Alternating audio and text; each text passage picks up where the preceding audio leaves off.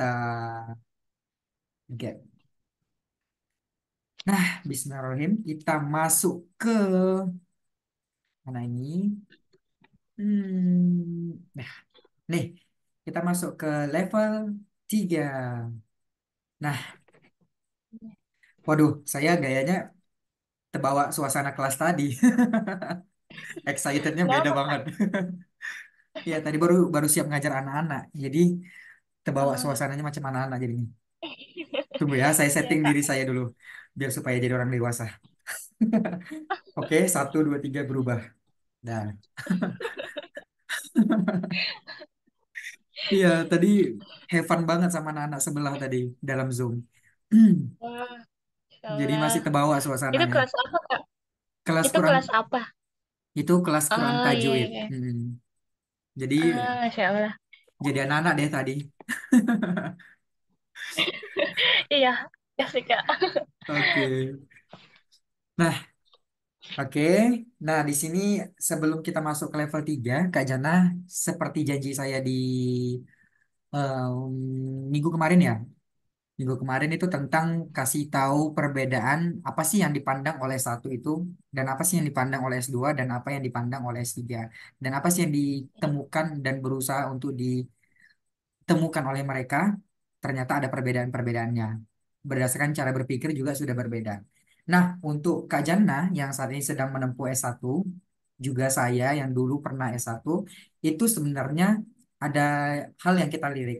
Yang kita lirik itu dalam sebuah penelitian adalah hanya berusaha melihat, hanya berusaha melihat. Kemudian capaian tertingginya apa setelah itu? Yaitu adalah mampu menganalisis. Setelah bisa melihat, kemudian mampu menganalisis. Nah, ini adalah tahapan tertinggi dari prosedur penelitian di S1. Itu dari tujuannya, kalau tujuannya untuk S1 itu hanya pada pengujian teori aja. Jadi nanti yang diuji-uji itu adalah kebenaran teori yang kita gunakan dalam menganalisis sesuatu. Karena apa? Karena kita hanya melihat dan menganalisis kalau dia satu. Sama kayak Kak Jana ini. Kak Jana ini melihat, oh ternyata di dalam insang itu ada loh potensi mikroplastik di dalamnya. Nah, udah berhasil melihat. Kemudian Kak Jana analisis. Dianalisis lah, kira-kira dari mana aja ya? Oh ternyata dari konsentrasi bentuk ada. Kemudian dari konsentrasi warna ada dan juga ukuran juga ada. Nah, itu adalah tahapan analisis yang Kak Jana itu udah berhasil lakukan. Berbeda dengan halnya S2. Kalau S2 itu udah lebih kompleks lagi Kak Jana. Di dalamnya tidak hanya sekedar kita melihat dan menganalisis, ditambah satu lagi. Apa ya satu lagi yang ditambah? Kita mampu melakukan pengembangan berdasarkan interdisiplin. Apa itu interdisiplin? Yaitu adalah menggabungkan dengan disiplin ilmu lain. Disiplin ilmu lain dalam artian di sini dalam kategorisasi serumpun. Serumpun itu artinya masih setara dengan jurusan yang kita ambil. Cuman teorinya boleh lintas keilmuan. Contoh nih, Kak Jana dari jurusan apa Kak Jana? Manajemen sumber daya perairan, Kak. Manajemen sumber daya perairan. Nah, Iya. Kak Jana bisa juga nanti menambah di tesis itu untuk melihat eh, selain manajemennya, bisa juga melihat fenomena apa lagi ya yang berhubungan dengan manajemen. Mungkin administrasi kan, Budidaya. budidaya, iya budidaya. Ya. Jadi hal itu bisa dilirik juga oleh Kak Jana. Kalau di S1-nya tidak. Kalau di S1-nya berfokus pada manajemennya. Sementara bisa di manajemennya, bisa juga di eh, sampelnya itu. Sampelnya itu adalah di yang perairannya. Boleh di manajemennya, boleh di perairannya. Kalau misalnya di tesisnya itu udah eh, yang menyimpang sedikit bisa, tapi masih dalam kategorisasi serumpun. Termasuk budidayanya itu udah bisa dilirik di S2. Kalau S3, nah ini jauh lebih dinamis lagi. Kalau di S3 itu kita selain bisa menganalisis dan melihat, selain juga kita udah bisa menggunakan disiplin lain tapi dalam kategorisasi serumpun. Nah, di S3 ini kita membuat sesuatu, Kak Jana. Capaian tertingginya adalah kita membuat sesuatu.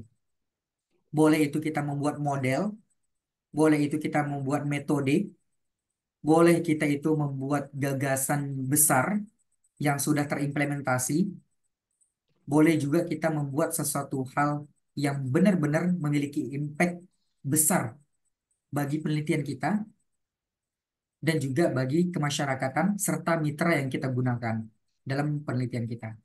Nah, tuntutan terbesar dari S3 adalah membuat sesuatu yang itu memiliki kebermanfaatan yang sangat besar dari berbagai lini-lini perkembangan. Nah, itu. Selanjutnya, contribution. Apa yang membedakan dari S1, S2, dan S3-nya untuk contribution-nya? Kalau di S1, bisa implementasi. Jadi misalnya ada sebuah gagasan. Nah, gagasan ini diuji implementasinya, diterapkan. Bisa juga menggunakan development atau pengembangan. Nah, kalau S2 itu lebih kepada environment. Ini dia lebih ke hal-hal teknisnya yang lebih mendetail karena di sini udah pemikirannya jauh lebih tajam untuk S2. Sementara S3 ini tentu ya, yang tajam itu udah menjadi substansi dasar dan ditambah satu lagi innovation. Kenapa innovation di sini penting untuk S3? Karena proses membuat sesuatu itu. Karena ada hal yang besar dihasilkan dari disertasi itu. Maka diperlukanlah teknik-teknik kontribusi berupa innovation di dalam pembuatan disertasi. Nah, gitu. Jadi kalau Kak Jannah dengan kapasitas penelitiannya seperti ini, itu udah benar. Udah sesuai di levelnya Kak Jannah. Gitu. Jadi it's not problem. Semuanya udah beres. Udah sesuai dengan koridor S1. Iya. Nah, berikutnya untuk target publikasi. Nah, ini masih sederhana ya. Kalau S1 itu palingan publikasinya publikasi Sinta 6 juga bisa, 5 juga bisa, 4 juga bisa. Nggak dituntut harus 2, 3, atau satu. Sementara kalau S2 ini, nah ini udah jauh lebih dinamis lagi Kak Jannah. Maka dari itulah kenapa banyak seleksi masuk S2 itu bahasa Inggris memang dikedepankan di zamannya kita. Alasannya itu karena standarisasi sudah semakin tinggi, di mana kita menulis jurnal itu nggak hanya menerbitkan di Sinta-Sinta 4 saja atau Sinta 3. Kita udah mulai bergerak ke arah Sinta 2, Sinta 1, dan kalau memungkinkan kita juga udah bakal punya tuntutan nggak pakai Sinta lagi, melainkan pakai apa namanya, yang eh, Scopus, betul Kak Jannah, Scopus. Kita udah dilirik ke arah sana juga. Cuman untuk zamannya saya masih belum menjadi tuntutan, tapi udah dimunculkan potensi-potensinya. Saya rasa juga di zamannya Kak Jana nanti itu belum menjadi tuntutan untuk bisa ke Sinta. Bukan, untuk ke Scopus. Tapi insya Allah saya yakin dengan berkembangnya zaman nanti, angkatan-angkatan setelah Kak Jana itu mungkin udah menjadi tuntutan tuh bisa terbit di Scopus di strata S2. Nah ini udah jauh lebih dinamis. Maka dari itu kita persiapkan skill kita untuk bisa menuju kompetitif di masa depan. Selanjutnya untuk yang disertasi. Nah, disertasi ini baru lebih gawat untuk yang sekarangnya ya. Tantangan saya juga nantinya ini. Di mana kita itu jurnalnya itu udah berbasis internasional.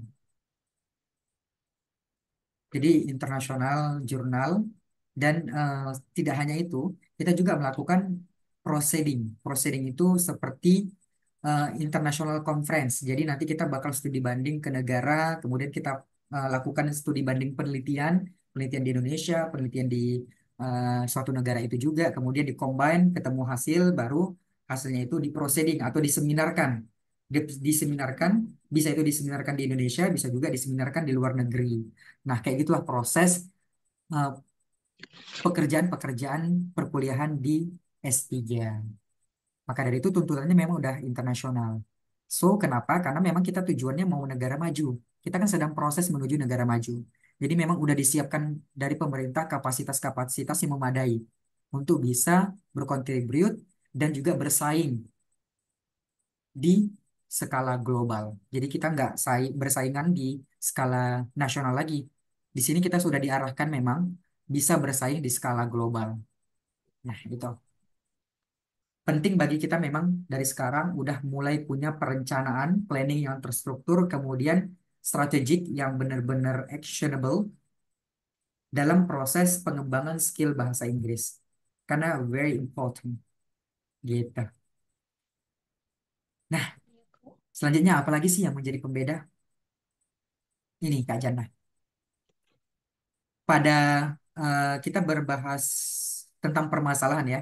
Kalau di latar belakang ini ada juga pembeda antara S1, S2, dan S3 tentang cara penulisannya.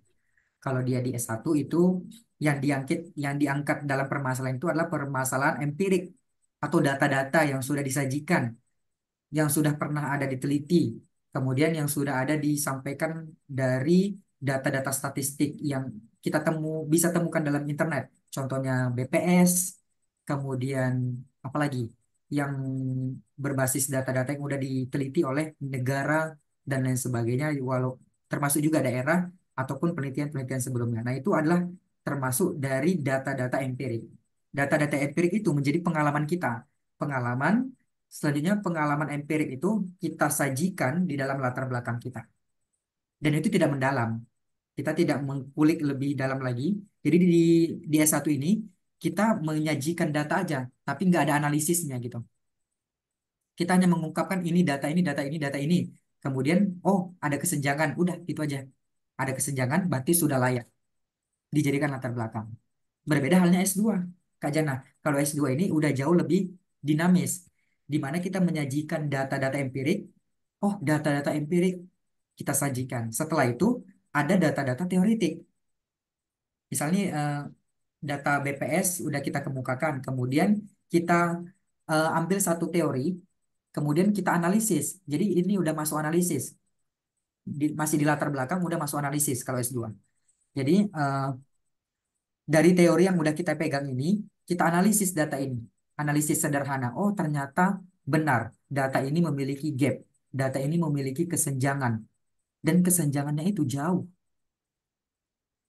Tapi saya merasa ini ada ketimpangan yang benar-benar menjadi hal yang urgensi. Nah, misalnya cara berpikir S2. Ada yang urgensi, benar-benar fatal sekali. Tapi masih praduga. Nah, praduga ini bisa kita naikkan sebagai hipotesis. Ketika sudah muncul praduga, di latar belakang S2. Nah, itu adalah sebuah kunci untuk kita bisa melanjut ke bab bab 2, bab 3 dan bab 4-nya. Yang penting di S2 itu udah bisa kita menganalisis data-data empirik melalui teori-teori yang kita udah pegang kian gitu. Jadi udah ada analisis di dalamnya. Nggak perlu sampai ke bab 4 kita menganalisis. Di latar belakang masalah pun kita udah mulai menganalisis gitu. Dan menghasilkan hipotesis. Sehingga hipotesis itu yang nanti diuji melalui hasil penelitian kita. Begitu Kak Jana. Nah, kalau dia S3, nah ini udah gak usah tanya lagi ya. Udah jauh lebih menantang sekali. Mengapa? Karena selain data empirik, data teoritik juga diuji, kemudian dibuktikan. Data empiriknya itu dibuktikan melalui teoritik. Kalau tadi hanya masih analisis S2 ya. S2 itu masih analisis, kemudian ketemu praduga atau ketemu hipotesis. Kalau S3 ini udah di fakta empiriknya itu udah dibuktikan kian melalui teoritik-teoritik. Jadi cara belajar orang-orang S3 ini, dia dari awal itu udah mulai membuat jurnal-jurnal.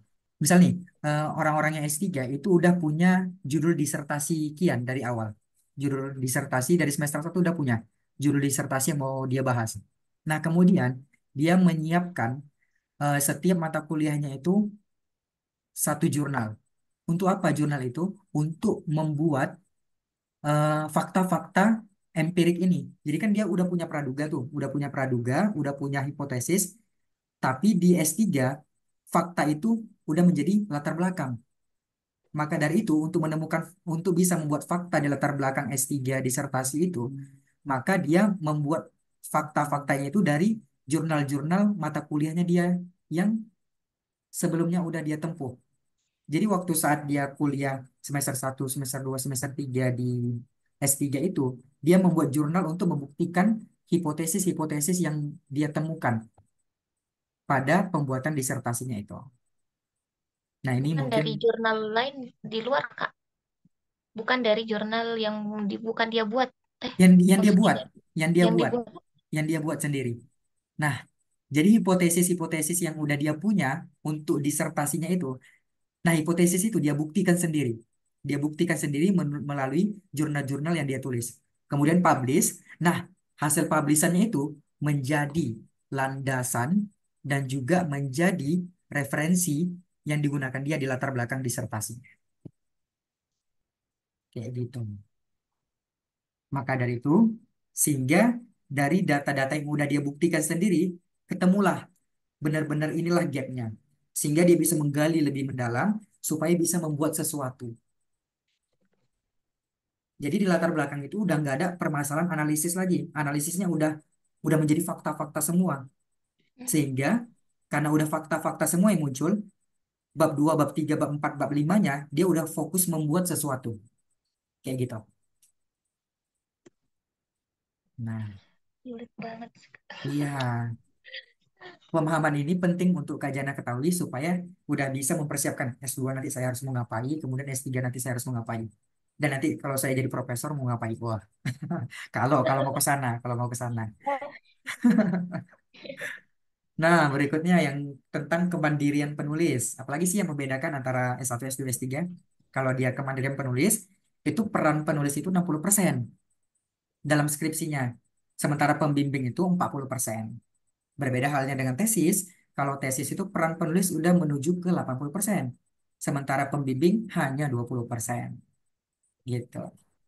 Jadi memang waktu kita udah semakin sempit kalau di tesis. Nah, disertasi makin sempit lagi. Kalau di disertasi itu peran penulis 90% karena memang dia membuat sesuatu. Karena dia yang tahu ide gagasannya. Nah, kalau Kak Jana pernah mengetahui Nadiem Makarim pernah membuat Gojek, nah itu adalah cara-cara berpikir S3. Itu cara berpikir S3, membuat sesuatu. Kemudian kalau Kak Jana pernah mengetahui Habibie yang pernah membuat apa namanya? Membuat departemen pesawat terbang ya. Nah, itu adalah sebuah gagasan yang skala berpikirnya skala S3. Walaupun dia sebenarnya bukan dia membuat itu bukan di jenjang S3, tapi itu memang udah skala berpikirnya S3. Sama seperti yang dibuat Habibie, kemudian sama yang dibuat dengan Nadiem Makarim membuat Gojek. Nah, itu adalah skala berpikirnya S3. Dia membuat sesuatu. Sehingga dia tahu ide gagasannya seperti apa. Maka beban terberatnya itu adalah 90% untuk penulis. Dan 10% hanya di pembimbing. Gitu. Kemudian untuk bobot ilmiah bagaimana? Nah, skripsi itu masih dalam kategori rendah. Maka dari itu, Kak Jana, walaupun proses skripsi ini membuat jurnal, kemudian itu nggak terlalu ditentang sekali. Walaupun palingan dikoreksi-koreksi sedikit, tapi nggak ditentang, gitu ya. Nggak ditentang, kemudian nggak dikritik. Hanya sebatas, apa namanya, bisa mengerjakan, kemudian palingan revisi-revisi sedikit lah. Revisinya pun revisi teknis. Betul kan? Revisi teknis, kemudian yang direvisi itu palingan ya kepenulisan, kemudian eh, sistematika yang nggak lurus gitu. Dari latar belakang sampai ke hasil kok nggak nyambung. Nah, palingan itu hal-hal teknis yang di yang di apa ya? Yang dikoreksi. Tidak pada konten dan pemaknaan serta apa yang diberikan. Jadi cukup Tapi rendah ya. dos- dosen pembimbing saya Kak gitu. Kalau yang dijawab ini terus dijawab lagi. Ih, kenapa ini? Kenapa ini? Iya, Tapi kadang kadang betul kan? Heeh. Dan itu masih kategorisasi rendah, Kak, untuk yang strata S1-nya. Berbeda halnya dengan ya. S2. Nah, S2 ini jauh lebih tajam, Kak Jana. Jadi, Kak Jana udah mulai bisa mempersiapkan diri dari sekarang. Kenapa? Karena di kita ya S2, eh, S2-nya di sini, kita udah mulai bisa mempertanggungjawabkan kata-kata yang kita gagas. Jadi, nggak cuman hasil yang kita berikan, dan juga nggak hasil dari revisi-revisi sistem dan juga teknis-teknis itu, tapi dari apa yang kita gagas, judulnya kita, kemudian teori yang kita gunakan itu memang benar-benar kita bisa tanggung jawabkan. Maka dari itu tak heran S2 ini bisa saling mengkritik. Punya saya udah jadi nih, kemudian bisa dikritik balik, dikritik sama orang lain, bisa ditentang, bisa di apa, dicamuk-camuk sana sini gitu. Karena udah mulai mengalami pengembangan-pengembangan teori dan penelitiannya. Jadi bisa aja kita diserang, diserang melalui kritikan-kritikan jurnal juga. Kayak gitu. Memang lebih ke arah hal yang bertanggung jawab ya di tesis ini. Kenapa? Karena dari bobot ilmiah sendiri kita udah memang mulai memberikan hal yang benar-benar gitu di strata S2. Sementara kalau disertasi, nah ini udah bobotnya bobot yang tinggi ya. Namanya juga udah menciptakan sesuatu ya, udah membuat sesuatu.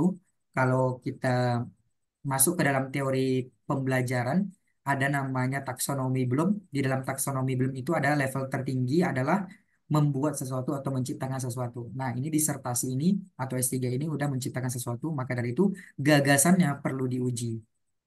Sehingga dari berbagai macam pengujian itu dihasilkanlah kualitas-kualitas atau bobot ilmiah yang tinggi pula. Karena gagasannya gagasan yang benar-benar memiliki novelty dan juga terbaru. Seperti itu. Nah, apalagi sih yang membedakan? Banyak. Tapi nggak apa-apa. Ini kita sharing-sharing kasih gambaran aja supaya Kak Janan itu nggak punya gambaran di S1 aja. Iya, Punya Kak. juga gambaran untuk S2, punya juga gambaran untuk S3, punya juga gambaran untuk profesor nanti. Tapi memang profesor nggak saya bahas di sini, sampai S3 aja. Supaya apa? Supaya nanti kitanya jauh lebih mudah membuat keputusan yang mau kita lakukan. Karena kita udah punya knowledge-nya dari awal. Gitu. Nah, berdasarkan jangka waktu, kalau penelitian skripsi ya mungkin Kak Jana ngalami ya, saya juga sih. Itu 3 bulan sampai dengan 6 bulan. Kalau Kak Jana berapa bulan? Eh, apa ya, penyusunannya, Kak? Penelitian dan Atau penelitian. penelitiannya 2 bulanan, Kak. Tapi Hmm. mm, mulainya kemarin bulan 8. Tapi Delapan. pengambilan sampelnya bulan 8. Tapi penelitiannya karena terbatas alat bulan Mhm. 10 sampai 11. Oh, 10 sampai 11 berarti 2 bulan. Kalau misalnya Iya, digabung jadi 4 bulan ya iya, Kak. sama penyusunan. Iya, Kak. Hmm, empat Iya, bulan. Kak. Nah, itulah jangka waktu kita. Berbeda halnya dengan tesis. Nah, tesis ini Kak Jana 3 sampai dengan 1 tahun. Itulah makanya Eh, dari awal saya udah ngambil data kian. Karena memang prosesnya itu kita kalau kalau pondasi kita di S2 itu nggak kuat atau mudah dirubuhkan, ya kita benar-benar rubuh. Nah, kita benar-benar rubuh. Maka dari itulah dibutuhkan jangka waktu yang cukup ability ya, jangka waktu yang benar-benar independen, kuat dan juga kokoh supaya apa yang kita tulis juga memang bisa semuanya dipertanggungjawabkan. Maka dari itu nggak heran 3 sampai 12 bulan itu adalah jangka waktu untuk kita bisa menulis tesis dengan kapasitas fondasi yang kuat. Nah, yang lebih horor lagi nih, mau tahu disertasi. Hitungannya bukan Banget buk, ya, Kak. iya, hitungannya bukan bulan, melainkan tahun. 3 sampai dengan 5 tahun. Gitu. Jadi kalau kuliah S3 itu sebenarnya em, normalnya adalah 4 tahun. Sama kayak kita S1. Itu normalnya 4 tahun. Dan bisa lebih cepat, bisa. Lebih cepatnya berapa tahun? 3 tahun. Jadi em, kalau orang yang benar-benar dari awal itu udah punya data kian, disertasinya, nah itu dia udah jauh lebih mudah. Jauh lebih mudah karena dia bisa selesai 3 tahun. 3 tahun itu cukup dan paling cepat sih menurut saya. 3 tahun untuk disertasi. Dan paling lama itu 5 tahun. Dan ada yang paling lama lagi, itu nggak selesai-selesai. Sampai DO. Nah, kalau untuk target, target ini saya kasih tahu secara sederhana aja ya, nggak usah dijelaskan. Kalau dia skripsi itu orang yang bergerak di bidang tersebut itu dan hanya terbatas pada akademisi. Sementara kalau tesis ini dia akademisinya level nasional, Kak Jana. Maka tak heran kalau misalnya kita di tesis ini, kita ada yang namanya proceeding. Kita udah mulai masuk proceeding. Proceeding itu kayak karya-karya ilmiah kita itu dipamerkan, dipamerkan sama para akademisi. Kemudian dikritik lah itu. Wah, harus terima pedas-pedasnya kritikan mereka. Dan ini sebenarnya terjadi dari berbagai macam kampus dengan kampus yang berbeda. Kalau kampus yang memang benar-benar udah high level ya, itu pasti melakukan proceeding itu. Tapi kalau misalnya kampusnya kampus masih yang baru apa ya, baru beradaptasi ke arah yang lebih maju, nah itu mungkin belum berlaku aturan-aturan seperti itu. Cuman kalau dia kampus yang udah benar-benar akreditasinya tinggi seperti ITB, UGM, kemudian UI, nah itu pasti levelnya udah level seperti ini. Di mana kita setiap penelitian itu yang kita buat jurnal-jurnal itu pasti bakal dipertanggungjawabkan di depan umum. Maka tak heran kita bakal presentasinya nggak cuma di skala kelas, tapi di skala umum juga. Gitu. Berbeda halnya dengan disertasi. Nah, disertasi ini udah di skala global. Selain di skala umum, skala global juga dipresentasikan. Gitu. Nah, kalau kedalaman ilmiah, seperti yang saya sampaikan di awal tadi, skripsi itu hanya menganalisis permasalahan sama kayak Kak Jana tuh. Relate banget. Kak Jana menganalisis tentang mikroplastiknya secara mendetail. Nah, sehingga Kak Jana tahu, oh benar ternyata. Dari bentuk, dari warna, dari ukuran, terkandung mikroplastiknya. Nah, jadi cara berpikir itu udah berhasil Kak Jana buat dari skala berpikirnya S1. Kalau S2 bagaimana, Kak Adi? Kalau S2 itu dia adalah gabungan dari analisis dan juga sintesis.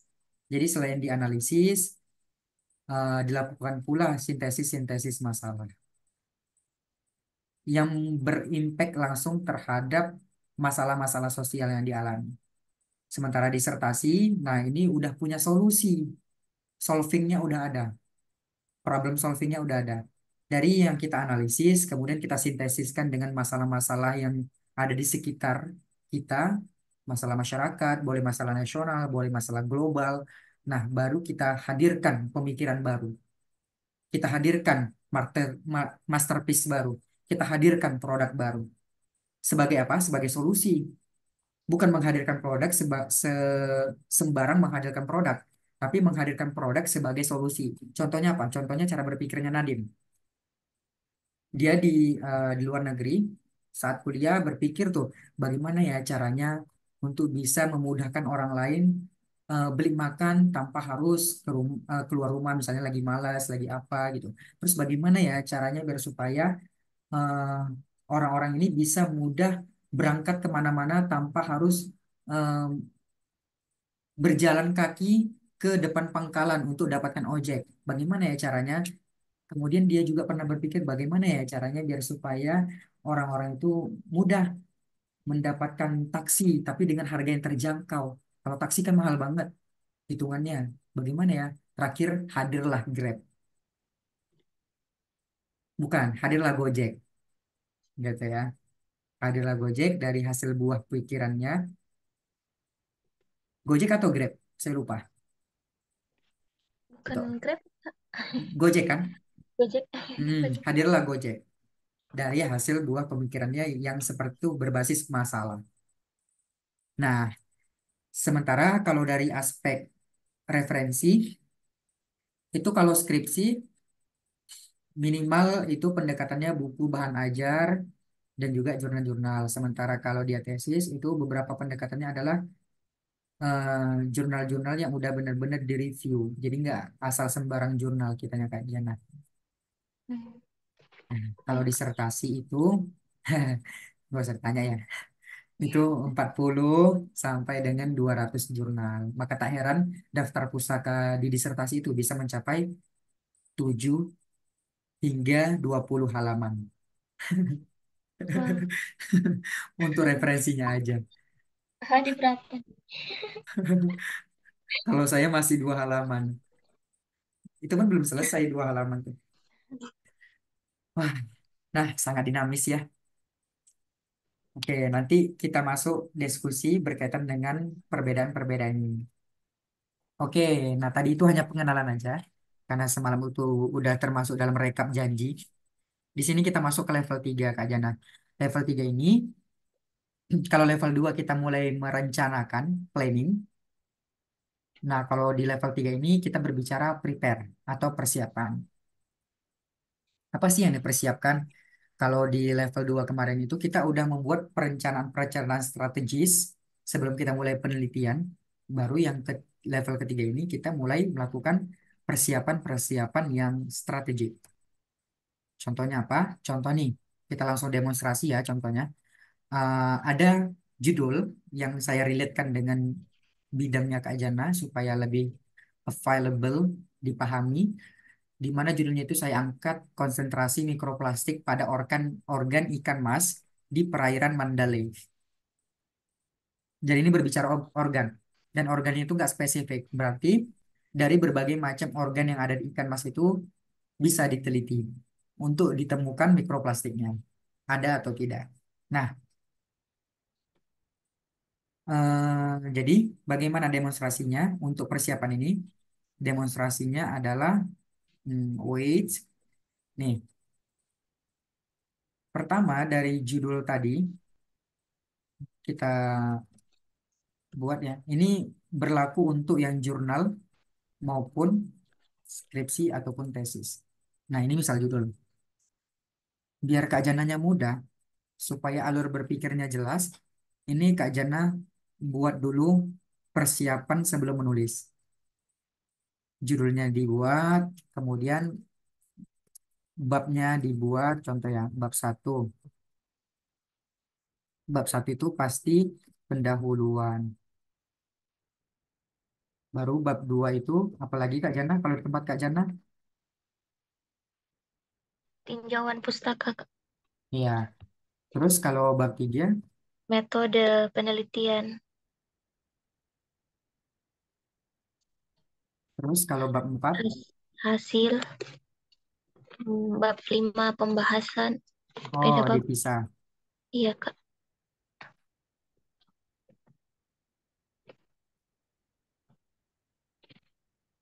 Kesimpulan, pakai saran atau tidak? Pakai, Kak. Biasanya saya penutup sih, Kak, kalau bab 6 ini. Nah, dan ini memang disesuaikan dengan masing-masing kampus. Jadi, trik jitu-nya adalah kita membuat sistematika dulu. Atau secara sederhananya untuk anak-anak Gen Z adalah kita membuat template. Sebelum kita beranjak dalam kepenulisan, kita buat template dulu. Supaya apa? Apa fungsinya kita membuat template? Untuk menata pikiran kita supaya lurus dan fokus. Kalau kita nggak membuat template terlebih dahulu, kecenderungan kita biasanya topiknya jadi melebar. Karena kita eh, pembicaraannya atau yang kita tulis itu kadang-kadang nggak terstruktur, nggak sesuai dengan topik apa yang mau kita bahas. Nah, untuk menghindari melebarnya informasi yang kita sampaikan dalam tulisan kita, kita perlu buat batasan-batasan atau kerengkeng-kerengkeng melalui template-template yang udah kita bentuk. Jadi memang yang pertama kali adalah membuat template atau membuat alur kepenulisan kita. Nah, ketika babnya sudah ready, baru kita mulai dari elemen-elemen dasarnya. Misal nih elemen dasarnya ada latar belakang. Pakai nggak Kak Jana? Iya, pakai, Kak. Hmm. Nah, selanjutnya setelah latar belakang, Eh, rumus. Kak. ya contoh rumusan. Baru yang Rumusan. ketiga tujuan, baru yang Dua. keempat manfaat misalnya.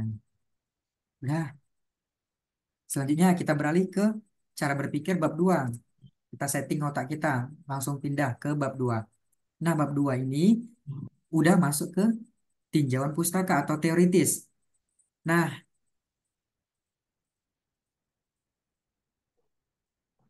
kalau di sini ini mengarah ke judul semua. Kalau tinjauan pustaka ini mengarah ke judul.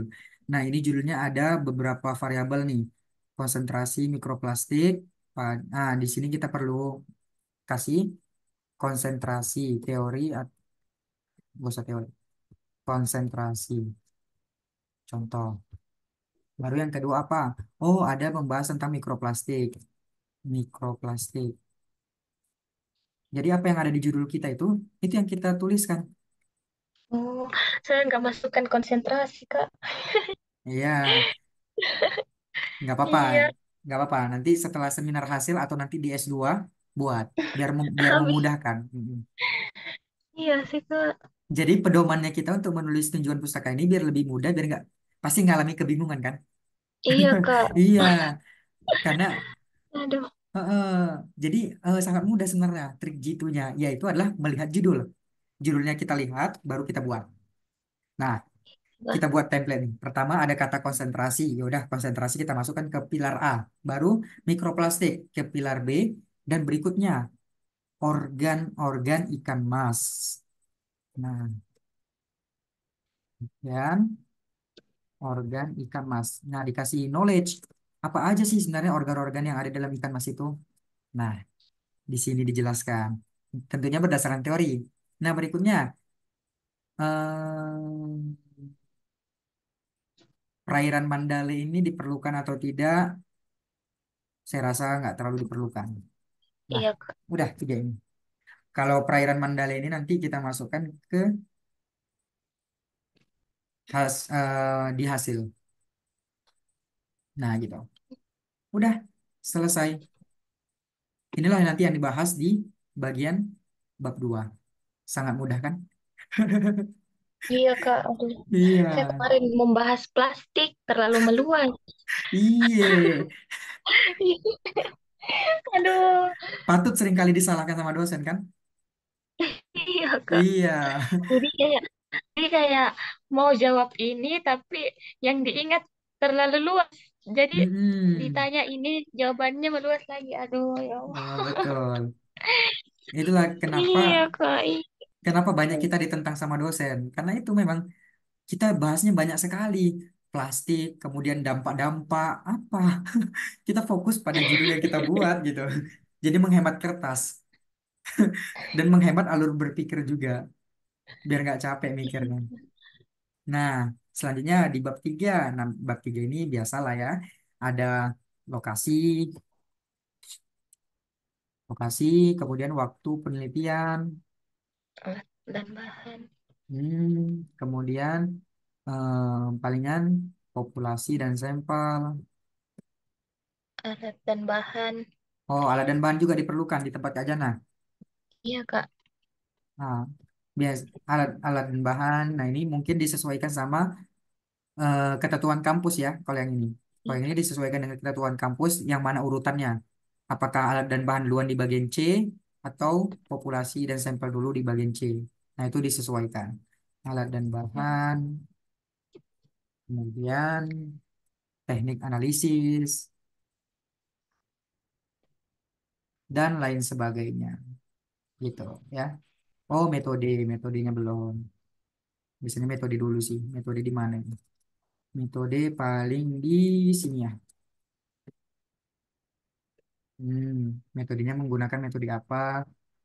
Kemudian populasinya dan sampelnya, alat dan bahan, teknik analisis, pengujian. Oh, sebelumnya sumber data. Kalau diperlukan, kalau nggak usah gitu. Kemudian apa lagi? Hmm, instrumen ya. Variabel. Nah, nah, itu tergantung lah. Tergantung Iya, dari Kak. berbagai elemen masing-masing kampus. Dan Iya, itu Kak. disesuaikan. Ada dua hal yang dipertimbangkan. Pertama, berdasarkan kampus, kemudian berdasarkan kebutuhan kita. Jadi nggak semuanya ini kita gunakan. Jadi sebenarnya ini kalau kita strukturkan lagi sistematika metodologi penelitian, sebenarnya ada banyak. Lebih dari H, gitu. Lebih dari poin H. Cuman kan nggak semua kita pilih. Kita tentuin aja mana yang kita butuhkan dalam penelitian kita dan mana yang dianjurkan dan disarankan oleh kampus. Itu disamakan aja. Udah, selanjutnya kita masuk ke bab 4. Nah, bab 4 ini lagi lebih mudah. Kalau udah bicara hasil, nah kalau hasil ini tentu bakal merujuk pada rumusan masalah. Kalau hasil ini merujuknya kepada rumusan masalah, Kak. Jadi rumusan masalahnya Kak Jana ada berapa? Kalau misal rumusan masalahnya ada dua, nah hasilnya pasti dua. Kalau rumusan masalahnya ada tiga, berarti ada tiga tuh hasilnya. Kalau rumusan masalahnya cuma satu, ya udah berarti cuma satu hasilnya. Satu subbab. Contoh, misal nih, hmm, Kak Jana di rumusan masalahnya, oh mungkin di penelitian rumusan masalah ini kita mau buat yang pertama adalah bagaimana jenis-jenis apa, misalnya kita mau melihat sesuatu, mau melihat apa saja jenis-jenis mikroplastik yang ada pada organ ikan mas. Nah, maka rumusan pertamanya jenis mikroplastik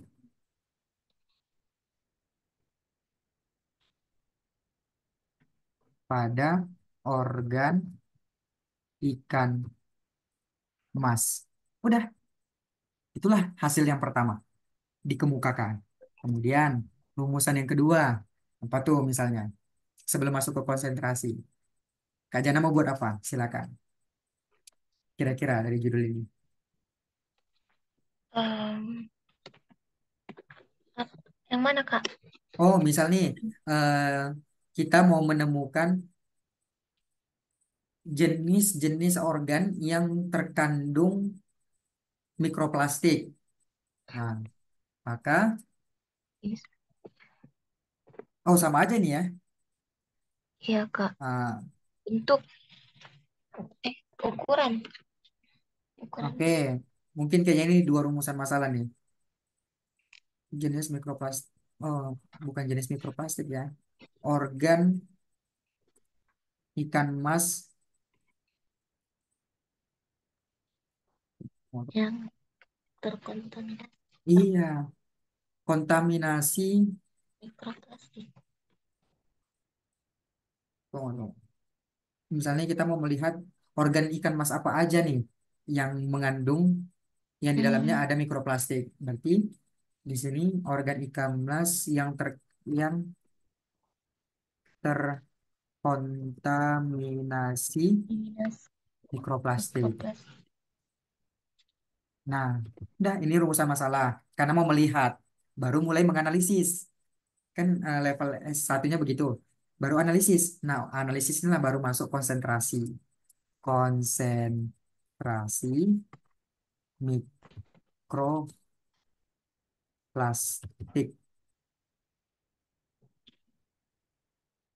pada organ ikan mas. Udah selesai. Gitu. Organ, organikan emas yang Kalau mau lebih detail, tinggal tambah kata depannya hasil. Nah, sehingga ini nanti bisa di copy paste. Copy paste ke bab 5. Tapi apa yang diubah? Kata depan aja. Kata depannya diubah menjadi pembahasan. Selesai. Pembahasan. Kemudian ini pembahasan. Udah, selesai. Mengapa kita sering kali ditentang sama dosen? Karena hasil yang kita kemukakan sama pembahasan yang kita kemukakan beda. Biar nggak beda, kita setting dari awal kian seperti ini. Udah otomatis tuh nggak iya beda. Kak. Nah, berikutnya untuk yang penutup pasti ada kesimpulan dan saran dong, kan? Yang ini adalah saran. Nah, yang ini adalah kesimpulan. Finish. Mudah. Nah, dari sini, Template. dari teknik-teknik ini, nanti bakal membuat Kak Jannah jauh lebih mudah menjalankan S2 dan membuat jurnal-jurnal berikutnya. Walaupun belum belum mulai S2 ya, tapi Kak Jannah udah mulai kan gemer nih, udah mulai ada kegemaran dalam menulis dan meneliti. Nah, sebelum S2, Kak Jana udah mulai bisa nih, mudah sekali buat penelitian dan terbitkan ke jurnal. Karena ini, karena cara-cara seperti ini. Karena kita udah punya metodenya Kian, dan metode itu kita buat sendiri. Jadi nggak ada kata-kata rumit lagi buat penelitian, buat skripsi, buat tesis, buat disertasi. Gitu. Seandainya dosen jelasin gini kak, mahasiswa mungkin tidak banyak yang overthinking. Iya, overthinking karena apa? Karena dia Karena mungkin mulainya yang susah dan iya, lihatnya teman-teman ini pikir sulit gitu kak. mm-mm. Karena mereka karena yang membuat mereka cepat buntu adalah karena mereka Iya, nulisnya satu-satu dari latar belakang. Nah, iya sih. satu-satu dulu, template nggak ada. Sehingga apa? Iya, Sehingga eh, cakupan pembicaranya jadi melebar. Nah, kalau udah melebar, gimana? Pasti bingung dong. Memilih fokus lagi kembali. Karena iya udah kak. melebar tuh, udah melebar topik pembahasannya. Di mana fokusku tadi ya? Sampai kebingungan dianya. Nah, itu. Untuk menjaga kita biar supaya tetap fokus sampai dengan hasil, kita buat kerengkeng dulu. Kita buat penjara-penjaranya. Kita buat jalannya. Cara membuat jalan adalah membuat template. Ini udah kita templatean. Jadi sebelum nulis dalam bentuk paragraf, kita template apa yang mau dibahas. Udah selesai. Gitu. Nah, kalau misalnya mau lebih detail lagi, boleh. Tapi kalau yang ini nggak perlu didetailkan sih. Eh, palingan yang didetailkan itu di bagian kajian pustaka. Nah, ini konsentrasi yang mau dibahas apa saja. Kalau latar belakang kan cuma satu aja tuh, subbabnya. Nah, kalau di kajian pustaka ini kan bisa lebih dari satu tuh. Subbab ada lagi sub-subbabnya. Nah, itu kita buat juga sekalian. Contoh, misal nih pengertian, konsentrasi, kemudian teori. Ini boleh pengertian, boleh definisi, mana enaknya. Dah, gini, selesai. Kemudian, setiap kali Kak Jannah mengutip, misalnya nih, definisi konsentrasi menurut penelitian-penelitian yang sebelumnya, paragraf satu, pendapat ini, paragraf dua, pendapat ini, tiga ini, empat ini, lima ini, tujuh ini, misalnya. Kemudian, paragraf ke-8-nya, Kak Jannah kasih pendapatnya Kak Jannah sendiri. Teori sama definisi beda kak.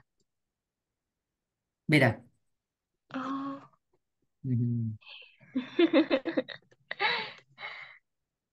Gitu.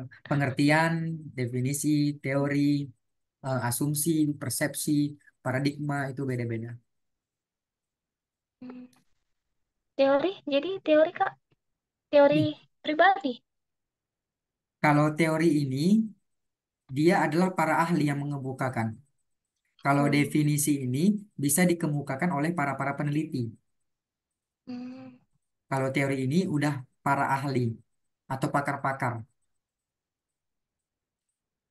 gitu. Dan teori ini bisa terbentuk karena seringkali dia disitasi atau digunakan pendapatnya. Contohnya apa? Tahu tentang teori evolusi yang dikemukakan oleh Charles Darwin. Ya, sedikit, sedikit kak. Nah, kenapa evolusi itu menjadi teori?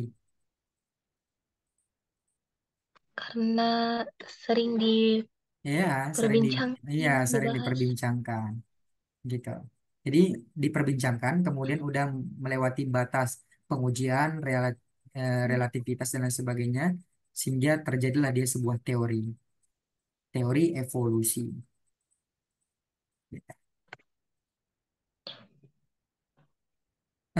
Udah Ini, selesai.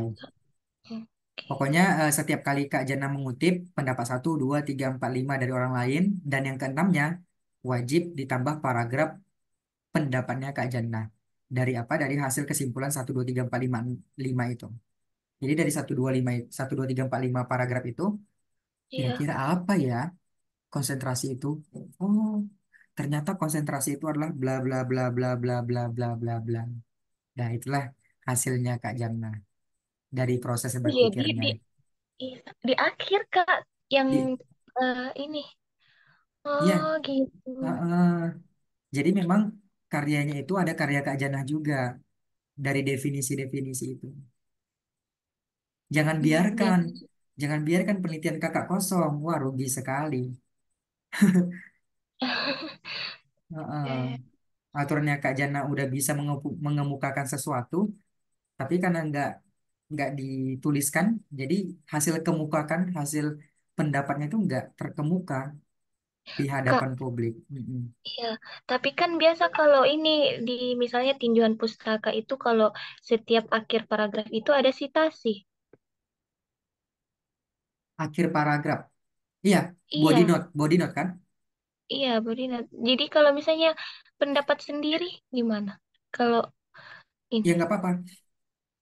Maka ya kalimat pembukanya dari paragraf itu misalnya nih, paragraf satu 2 hmm, 3 4 5 adalah pendapat orang yang udah disitasi pakai body note, ya kan? iya, Kemudian paragraf ke-6 pendapatnya Kak Jannah berdasarkan kesimpulan yang Kak Jannah tarik dari 5 paragraf itu. Caranya gimana untuk memulai? Cara memulainya adalah dengan berdasarkan 5 pendapat para peneliti terdahulu berkaitan dengan definisi konsentrasi dapat ditarik benang merah kesimpulannya bahwasanya konsentrasi adalah bla bla bla bla bla bla bla bla titik. Maka itulah menjadi hasil gagasan Kak Jan. Gitu. iya sih Kak. Rugi banget Hmm, kalau nggak di ini ya ternyata. iya. Aduh, baru Heeh. tahu Kak. Alhamdulillah kalau baru tahu. Sehingga saya Saya yakin kira nanti, ini, betul. saya kira tinjauan pustaka itu ya semua hasilnya orang. Oh enggak lah, jangan. Mm-mm. Hasil kita wajib masuk. Wah penting loh Wah, hasil kita wajib masuk. Masa iya karya karya tulis kita nggak ada nulis apa-apa? kan maksudnya di tinjauan pustaka Kak. Hmm. Iya Oh boleh boleh iya, boleh. iya, baru tahu sih Kak. Mm-mm. Pokoknya mulainya dari kalimat itu berdasarkan, nah gitu. Ditarik benang merahnya. Nah sama kalau misalnya di mikroplastik dibutuhkan sub-sub bab lagi, tinggal tulis saja jenis-jenis. Misalnya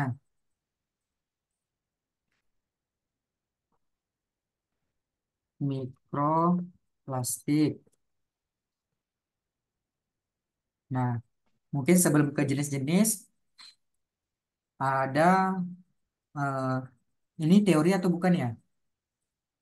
Pengertian lah Ya, palingnya. iya. Pengertian mikroplastik. Nah, palingan gini. Nah, kemudian apalagi yang ingin dibahas, terserah Kak Jana itu. Hmm. Hmm. Nah, itu ditentukan kian sebelum mulai menulis paragraf. Nah, jenis-jenis organ ikan, apakah perlu pakai subbab atau tidak perlu? Oh, ternyata kayaknya nggak perlu lah. Udah cukup satu ini aja. Palingan kalau jadikan subbabnya mungkin di sini kita tulis sudah langsung ke organnya, misalnya apa namanya? Kepala. Bukan kepala ya, otak ya. Kepala itu Organ. organ. Ini organnya otak misalnya. Terus apalagi lambung itu punya lambung nggak tuh? Bangun. Apalah itu contoh lah. Dan Ya, seterusnya. biasanya insang. Insang, DST, dan seterusnya. Nah udah langsung gitu aja. Boleh. Nah, Hmm. di dalam otak ini udah langsung masuk paragraf. Boleh kasih gambar, boleh juga nggak perlu pakai gambar, hanya deskripsi paragraf aja, silahkan. It's no problem. Hmm. This is very easy. Tuh. Dah, Kak, kemudian metode. Nah, ini sumber data. Pokoknya ditentukan dari sekarang, sub-subbabnya. Sumber data ini diperlukan nggak ya? Sub-subbabnya, kalau diperlukan ditulis, kalau nggak usah. gitu. Jadi kita men-setting ini di awal kian. Ini misalnya populasi. Nah, ini pasti dibahas dulu secara terpisah. Atau mau langsung digabungkan berdasarkan paragraf. Nah, mau dijadikan paragraf atau dijadikan per poin itu terserah. Kalau ini mau digabungkan jadi satu atau dipisah terserah. Kalau dipisah berarti modelnya seperti ini. Berarti ini alat. Kita bahasnya secara terpisah. Ini bahan. Nah, ini sumber data. Nah, misalnya dibutuhkan pakai sub-subbab, maka kita buat ini di sini sumber data primer, sumber data sekunder. Nah, instrumen dibutuhkan atau enggak? Kalau dibutuhkan, tulis. Kalau enggak dibutuhkan, kayaknya hanya satu elemen aja yang dibahas, ya udah, pakai paragraf aja. Kayak gitu.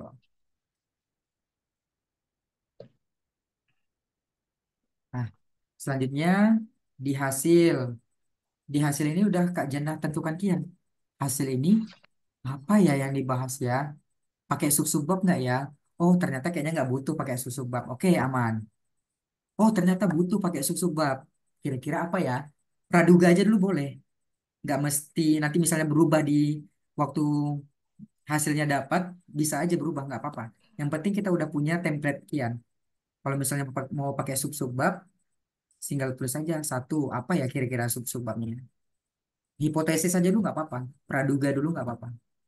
Apa ya? Misalnya ini gitu. Yang kedua ini tulis. Tapi kalau memang dirasa dalam hatinya itu kayaknya nggak perlu deh, ya udah nggak usah hapus. Nah, nanti pun Ya, nanti ketika hasilnya udah diteliti dan dapat hasilnya, kemudian yang sub-subbabnya ini berubah, nggak apa-apa, nggak masalah. Yang penting kerangka berpikirnya kita udah tepat kian, udah kita skenario. Nah, begitu pula dengan pembahasan. Pembahasan perlu nggak ya sub-subbab? Oh, nggak perlu. Ya udah nggak usah. Oh, perlu. Ya udah kita buat dulu di awal. Selesai. Nah, dengan rancangan-rancangan template yang kita buat sendiri berdasarkan judulnya kita, insya Allah memudahkan kita dalam proses penelitian dan penulisan. Kalau orang lain yang tidak menggunakan template ini bisa dalam jangka waktu mengerjakannya 3 bulan, nah kalau kita karena sudah punya template, 1 bulan saja sudah bisa diselesaikan dengan efisien. Gitu. Nggak perlu lama-lama. iya Kak. Kalau orang lain membuatnya 3 bulan satu karya ilmiah, nah kita 3 bulan 3 karya ilmiah. Wah, keren.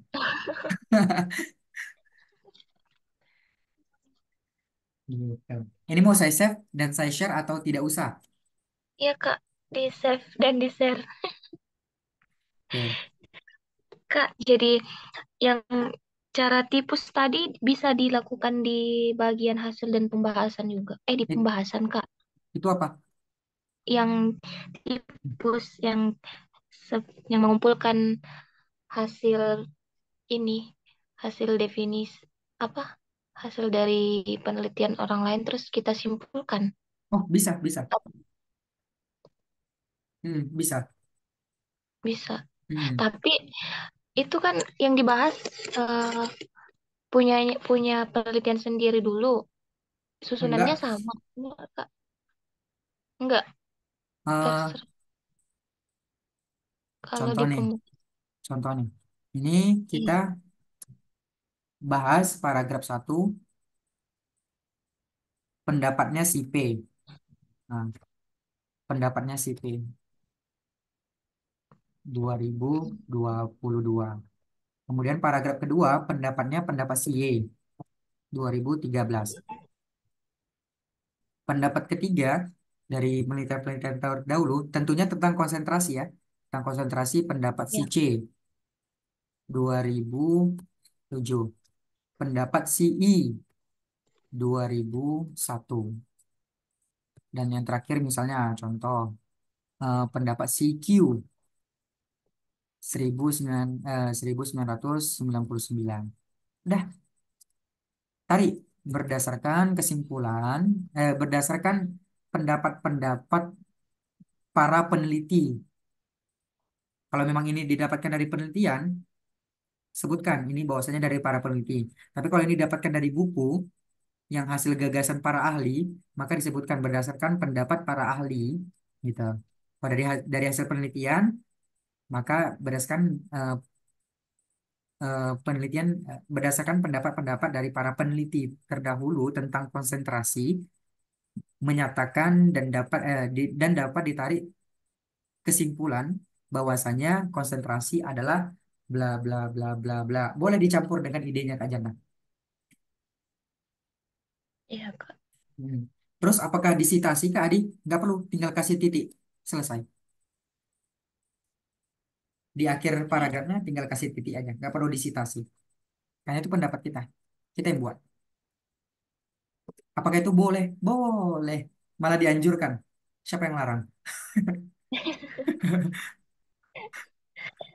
Malah itu dianjurkan oleh para dosen. Ah, kalau ini Kak di bagian pembahasan itu susunannya gitu juga. Ini, Maksudnya iya di pembahasan yang maksudnya organ yang dibahas kan sesuai dari hasil itu. iya Terus benar.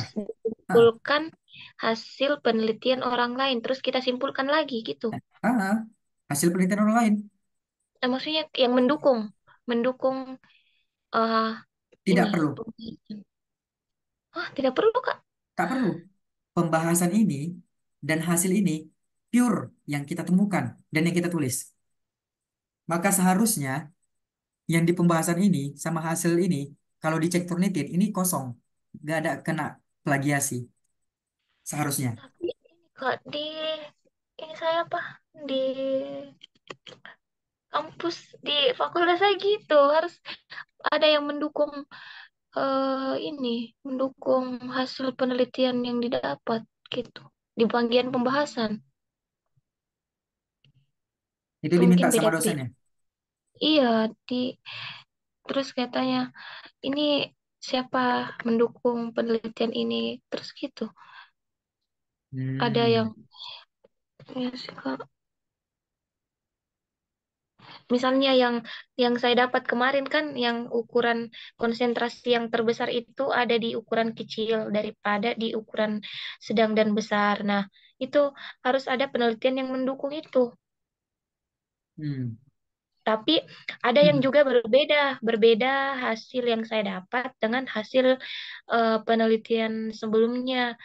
Ada yang justru tidak berbeda nyata, ada yang justru juga berbeda nyata, Kak. Dan itu beda sama penelitian sebelumnya. Itu gimana sebenarnya mensitasi kalau gitu, Kak? Hmm. Kalau nggak ada yang mirip. Apa gunanya kita meneliti kalau Iya, kalau hasil kita juga diragukan? Itu kan sama iya. dengan meragukan hasil, Di, ya di kan? pembahasan juga sih, Kak. Di Iya. pembahasan maksudnya itu dosen yang ini. Kalau di hasil pure memang yang didapat sendiri. Hmm. Hasil dan pembahasan ini Dan memang pure dari kitanya, Kak Jana. kalau di pembahasan, iya kalau di pembahasan itu kalau misalnya ada kata-kata yang tidak ada citasinya itu harus ada citasinya. Tapi Om Malik. bingung. Hmm, Iya deh, nggak apa-apa. iya Kak. Hmm. Oke. Ini saya Kalau Oke, ini saya berbicara di hal yang umumnya ya. Kalau yang hal umumnya itu hasil dan pembahasan itu memang adalah bagian dari yang kita. status. Nah, halo, sekarang sudah jelas. Iya iya Kak. Iya. Hmm. Jadi memang secara umumnya hasil dan pembahasan itu adalah memang benar-benar pure gagasan kita dan apa yang kita tulis. Gitu. Iya Kalau Kak. memang dibutuhkan data pendukung, artinya kita ragu dengan apa yang kita temukan, gitu kan? Cuman Iya. kan ini studi kasusnya dalam masing-masing kampus yang berbeda. Tadi saya berbicaranya itu adalah berbicara dari hal umum yang memang normalnya seperti itu. Kalau Iya. misalnya Kak Janahnya diminta seperti itu oleh dosen pembimbing, maka jawaban yang paling efisien untuk Kak Janah lakukan keputusannya adalah ikutin kata dosen pembimbing, apalagi dosen pembimbing skripsi, PS. Iya Kak. Nah, itu wajib diikuti. gitu. Jadi nggak apa-apa.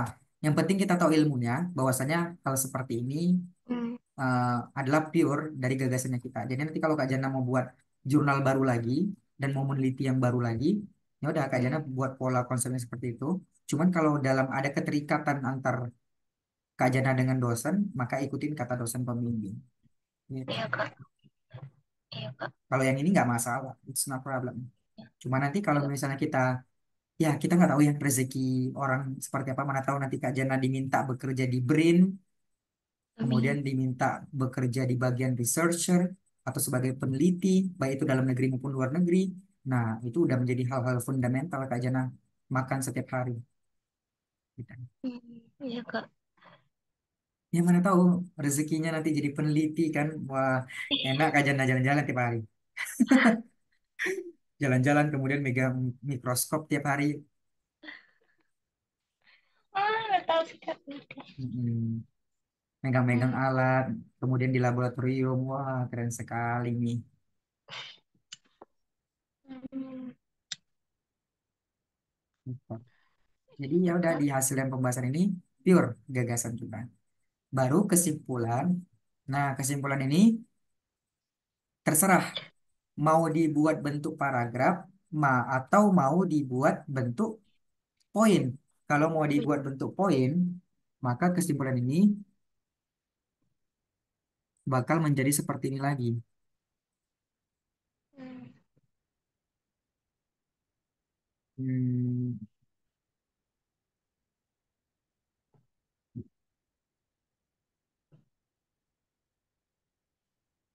hmm, wait, oke. Ya. Hmm. Nah, kalau mau pakai poin, berarti kesimpulannya seperti ini juga.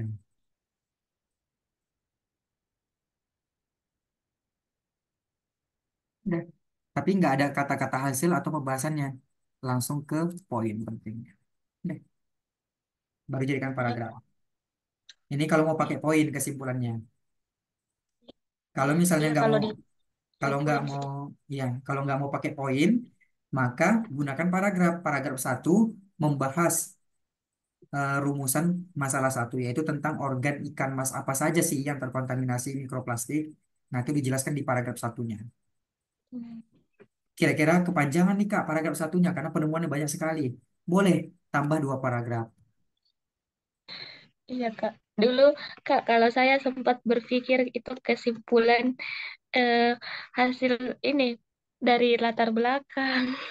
Iya, Latar belakang ya. diambil, latar belakang yang diambil. Tuh, terus sedikit ambil di bagian hasil dan pembahasan. Nggak Terus apa-apa. itu sih kak. Nggak, nggak apa-apa, nggak wajar malu sih. Saya juga Kalau buat begitu. makalah gitu. Iya betul Kalau betul. buat makalah gitu kak. Langsung ambil di latar belakang. Bener banget. Sama sih saya juga dulu gitu semester 1, 2, 3, 4, 5. Memalukan Ternyata ya. cuman di hasil. Iya. Ternyata cuma di hasil dan pembahasan. Heeh. Astagfirullah. Betul sih. Ya, jadi gitu. Terus Kak, kalau misalnya dalam bentuk paragraf, ini kan udah dua paragraf nih, rumusan masalah pertama terjawab. Terus pada ketiganya, rumusan masalah kedua. Iya, tentu. Rumusan masalah kedua.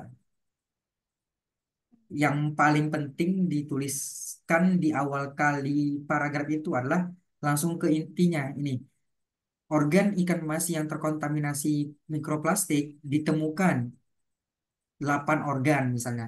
Ditemukan 17 organ. Di antaranya adalah bla bla bla bla bla bla bla bla bla. Pokoknya kalimat depannya diawali dengan kata-kata ini supaya jelas hasil kesimpulannya. Itulah menjadi alasan penting kenapa dosen kita kadang-kadang kita udah nuliskan loh, ini loh hasilnya, ini loh kesimpulannya. Cuman kok Bapak itu selalu nanya, ini apa kesimpulannya? Kok nggak jelas gitu, ya kan? Mungkin kita pernah ketemu gitu, mungkin bukan kita tapi teman kita ada seperti itu. Ini mana apa hasilnya? Padahal kita udah tulis jelas. Kenapa tak terlihat oleh dosen ataupun orang lain yang membaca? Karena kita memang nggak meng-highlightnya. kita nggak meng-highlight di bagian depannya apa poin pentingnya. Jadi untuk menyampaikan suatu pesan yang memang betul penting untuk kita sampaikan menjadi topik pembukanya, maka itu dijadikan highlight di bagian depan. Kalau dalam bentuk paragraf. Nah, kalau dalam bentuk poin, sebenarnya itu udah meng-highlight. Makanya kalau saya untuk membuat sistematika yang benar-benar ingin saya tegaskan, itu pakai poin. Jadi cepat. Nah, begitu keadaannya. Nah, yang terakhir mungkin. Nih saran mau pakai poin atau tidak. Kalau mau pakai poin boleh, kalau mau tidak pakai paragraf juga boleh. Nah, kalau pakai poin gimana Kak Adi? Contoh, sampel. Ini misalnya mau ditujukan kepada siapa nih sarannya? Saran penelitian, ya saran penelitian. Misalnya ternyata penelitian ini masih memiliki kekurangan.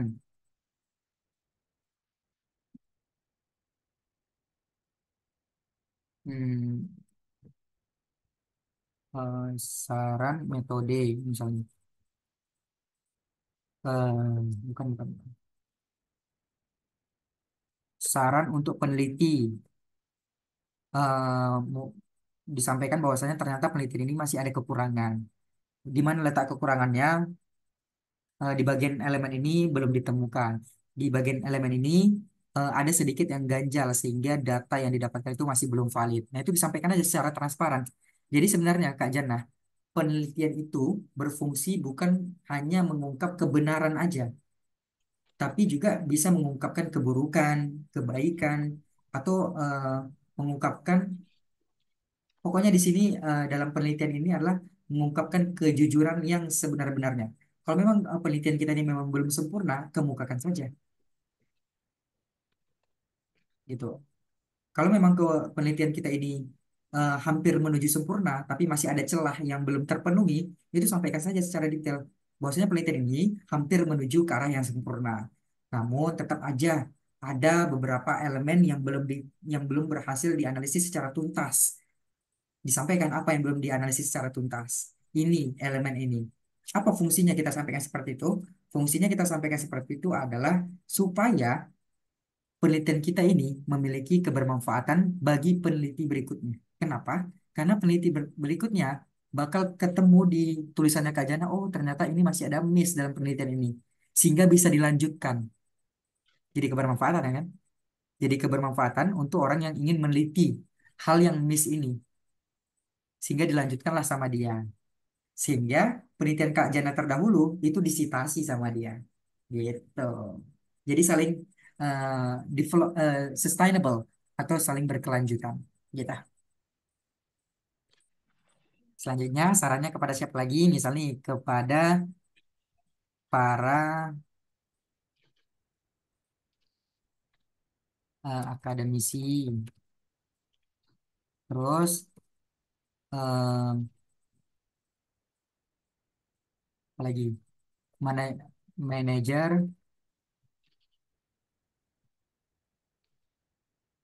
perairan Mandalay. Nah, kalau memang dibutuhkan saran-saran ini untuk manajer Mandalay, sampaikan saja. Gitu.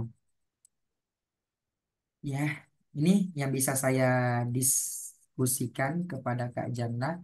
Mudah-mudahan memberikan kebermanfaatan tentang persiapan yang harus kita lakukan pada saat proses sebelum memulai. Ya, Kak. Oke, kita masuk ke closing statement, yaitu adalah discussion. Do you have question to me? Eh,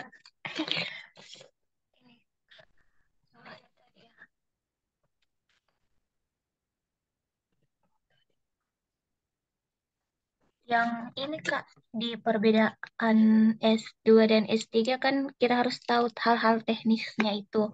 Terus di S3 juga ada metode, itu beda Kak atau sama? Sama, hal-hal teknis yang lebih tajam. Terus di metodenya, itu metodenya Kak, di S2 dan S3 itu biasanya perbedaan yang paling ini, yang paling apa ya, yang kayak bisa langsung em apa yang namanya Kak? Hmm, Iya, metode yang paling kelihatan yang beda di S2 dan S3 itu. oke. Jadi untuk metode ya, Kak Jana, untuk Iya. metodologi penelitian, baik itu di bab 3 ya, untuk dalam berbagai macam klaster tingkatan pendidikan, itu pada dasarnya sama. Hmm, Heeh, pada dasarnya sama. ya, Analisisnya, analisis. analisisnya Ya. sama. Yang membedakan itu adalah pilihan, pilihan teknik analisisnya, Ah, gitu. Jadi eh, nggak secara level itu nggak ada yang ada. menjadi pembeda. Iya, Kak. Yang membedakan itu adalah terkait pada pilihan. Pilihan teknik analisisnya seperti apa? Apa yang dianalisis itu adalah bagian dari pilihan. Gitu. Iya, Kak. Pilihan. Kalau populasi, sampel penentuannya sama. Terus yang dipilih apa? Ya tekniknya. Mau teknik apa? Proportion sampling kah? Snowball sampling kah? Random sampling kah? Total sampling kah? Itu dipilih. Itu aja sih. Kalau metode sama. Nggak ada klaster tingkatan. Paling ya. Kalau misalnya mau ditelaah lebih dalam lagi, yang membedakan itu adalah tentang penggunaan teknik analisisnya. Teknik analisisnya itu kalau di S3 sesuai variabel sih, sama kayak S1, S2, S3. Kalau di S1 kan dua variabel yang ditelaah. Iya, Kalau iya, di Kak. S2 itu bisa dua, bisa tiga yang ditelaah. Sementara kalau S3 itu bisa satu, dua, tiga, empat variabel yang ditelaah. Dan itu masing-masing kadang-kadang nggak semua teknik analisis kita bisa gunakan keempat variabel itu.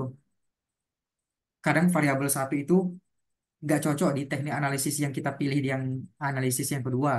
Sehingga kita teknik analisis variabel satu, teknik analisisnya beda. Wah, capek sekali. Kemudian teknik variabel kedua, teknik analisisnya beda. Menantang pula tuh. Kemudian yang ketiga beda. Oh, ternyata yang keempat bisa sama dengan yang kedua. Nah, gitu. Kayak gitu. Iya, Kak. Palingan yang membedakan pada variabelnya. Kalau semakin banyak variabelnya, oh itulah yang semakin ruwet. Iya, Kak. Hmm, sebenarnya untuk ini per- pertanyaan nggak banyak sih Kak, karena semuanya ilmu yang baru mungkin yang ini saya tahu. Alhamdulillah, Min. Iya Kak, jadi yang mungkin pertanyaan saya ini yang kayak yang awal-awal kemarin mulai itu Kak, yang Zoom itu kan kemarin saya tuh mau belajar buat apa kepenulisan gitu, terus ternyata terjawab di sini. No, Yang bagian alhamdulillah. yang bagian tipus itu ternyata bisa berarti kita nulis tanpa melakukan penelitian, Bisa. hanya dengan menggabungkan menggabungkan ini menggabungkan hasil-hasil Mm-mm. teori-teori dari peneliti gitu ya Kak, Betul, betul.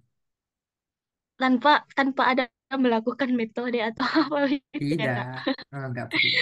Iya, oke Kak. Itu sih Kak karena yang lainnya baru semua dan alhamdulillah. Hmm. Ya Kak. Karena mungkin walaupun saya bertanya di S2 dan S3 mungkin agak ini sudah apa ya, belum sampai ke sana, tapi alhamdulillah sudah tahu kulit-kulitnya gitu. Mm-mm. Itu yang penting. Iya sih Wow. Kak. Iya sih Kak itu. Gimana jauh lebih mudah ya menentukan keputusan berikutnya ya. Karena udah tahu ya kan apa yang mau Iya iya dilakukan. jalan udah. Mm-mm. Itulah Jadi rahasia S2 juga saya. harus buat template. Iya, betul. Iya Template. Kak. Saya aja sekarang udah Template punya. kalau udah ada format langsung buat template. Betul, betul, betul, betul. Jadi kalau udah ada formatnya langsung buat template Kak. Nah, Gitu Kak. malah Iya saya sih. cara berpikirnya dulu udah berbeda Kak Jana. Saya nggak, saya lirik ya. lirik templatenya UNES. Kemudian Iya, setelah lirik saya buat, tapi kan template UNES itu hanya template dasar ya, template dasar. Tapi poin-poin di tinjauan pustaka itu nggak ada tuh, kita sendiri yang iya. tentuin. Nah, saya udah tentuin kian gitu. Jadi dari subbab, kemudian sub subbab, kemudian sub sub sub subbab. Nah, itu udah ditentuin kian template-nya. Sehingga apa? Sehingga udah mudah banget deh. Iya, Kak. Iya. Kita meminimalisir kebingungan. Kayak gitulah caranya. Aduh. Hmm.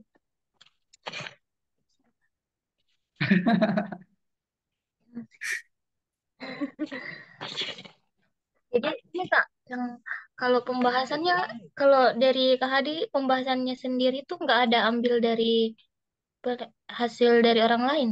Enggak. Hmm, Oh, kecuali kayak begini. penelitian mendukung. Kecuali begini. Tunggu, saya share screen. Iya, Kak. Ada pengecualian. Ya, kecuali. Nah, nih. Misal nih, di hasil. Biasanya di hasil aja sih. Di hasil ini kan berbicara tentang perairan Mandali. Nah, kita bisa aja kemukakan secara kulit aja nih. Nggak sampai tulang. Kulit aja tentang manajemen. Oh, nggak usah manajemen. Luas sekali karena kita nggak meneliti tuh. Kita beritahu tentang perairan Mandalay. Udah, kita kasih eh, tentang perairan Mandalay. Topik tentang perairan Mandalay. Jadi perairan Mandalay itu apa aja, demografinya di mana gitu, letaknya di mana. Kita kasih edukasi di hasil. Jangan manajemen, karena kita nggak menganalisis itu. Nggak ada judul kita tentang manajemen. Tapi kalau judul kita ada manajemennya baru. Tapi kalau nggak ada ya udah nggak usah. Kita hanya berikan edukasi tentang perairan Mandalay. Nah tentu dong kita bisa tahu tentang perairan Mandalay itu visi misinya apa, kemudian hmm, apa namanya ya, wilayah demografinya di mana, kemudian apalagi apa-apa saja yang ada di dalam perairan Mandalay ini, kemudian ada tempat-tempat apa saja di perairan Mandalay ini. Nah itu kan kita dapatkan bisa dari arsip ya. Kadang-kadang kalau kita nggak bisa dapatkan dari arsip administrasinya mereka, kita dapatkannya dari mana? Dari Google atau dari eh, buku-buku e-booknya yang mereka udah share di publish secara meluas ya di dunia digital. Nah, kan kita dapatnya dari situ. Ya udah, itu bisa kita jadikan citasi. Cuman kalau hasil yang udah kita teliti itu nggak lah gitu. Tapi kalau Iya, yang kayak Kak. gini, ini bisa.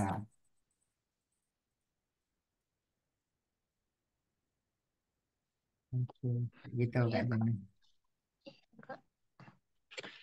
Karena kan Hmm. kita perlu juga tuh kasih tahu apa sih Mandala itu. Kadang-kadang kan kalau kita yang baru orang baru ya yang baru melihat sesuatu, melihat penelitian Kak Jana misalnya. Kira-kira yang anaknya ulet gitu, ambis, terus membaca punyanya Kak Jana. Penelitiannya di Mandali, perairan Mandali. Apa itu perairan Mandali? Nah, kadang-kadang begitu. Pasti dia beralih ke hasil. Hasil dilihat, oh ternyata perairan Mandala itu seperti ini. Oh ternyata letaknya di sini, demografinya, wilayahnya di sini. Kemudian di dalam Mandala itu ada wisata ini, wisata ini, wisata ini, wisata ini. Oh ternyata di dalam perairan Mandala itu nggak cuma hanya eh, budidaya ikan emas aja. Oh ternyata ada kerang. Oh ternyata ada hiu, wah ada hiu dan lain sebagainya gitu. Ya deh, Oke. keren.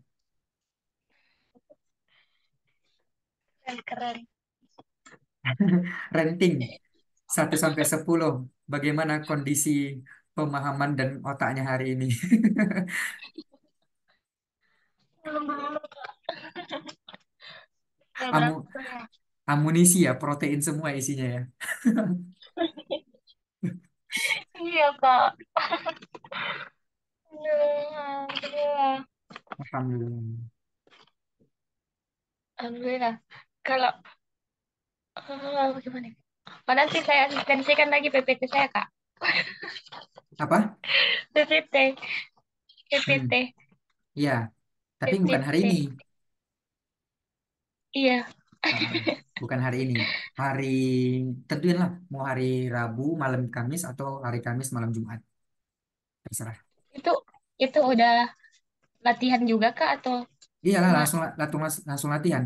PPT udah jadi, kemudian langsung latihan. Iya, Kak. Tapi itu yang di PPT itu biasanya kalau di latar belakang itu diambil dari yang ditulis juga atau bisa enggak gitu. Iya, yang ditulis lah. Yang ditulis. Kajian eh, Iya, iya, yang ditulis. iya, Kak. Oke. Waduh, padahal materi PPT itu ada di level 7. Nunggu deh nanti. Iya, Kak. Aduh, gimana?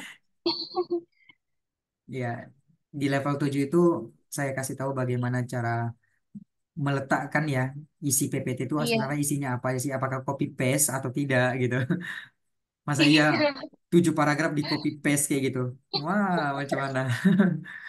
Tapi nggak apa-apa, nanti Kak Jana bakal dapat dapat spillnya di hari Rabu atau hari Kamis. Nanti bakal saya kasih edukasi dasar lah. Oke. Tapi setelah presentasi. Gitu. Iya. So anyway, enough or next? Cukup Hmm, atau lanjut? Lanjut eh, pertanyaan atau sudah cukup? Kak, lagi. Tunggu dulu, Kak. Mhm.